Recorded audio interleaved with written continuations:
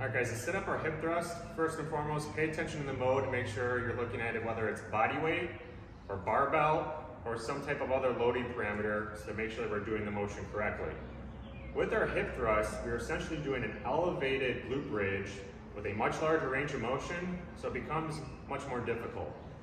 The big thing comes down to, are we setting up properly, and then how are we engaging with the floor, and then what are we doing with our head and our neck and our lower back to make sure that we are doing the hip thrust properly.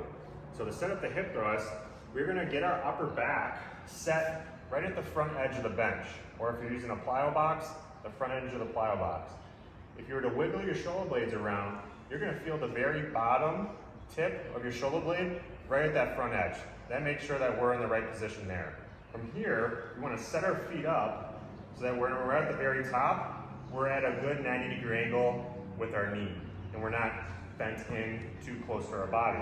So I'm gonna set my feet up.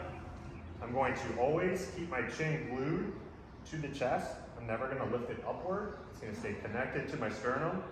I'm gonna hinge my butt down towards the floor as if I'm bringing it towards the bench as well. I'm gonna keep that chin tucked. I'm gonna squeeze the butt from the bottom all the way up. I'm gonna put pressure through the heels in the ground, and I'm gonna lock that straight hip position from the knees all the way back to the hip, feeling those glutes engaged. You can notice I'm not lifted backwards this way, and I'm not hyperextending over the bench.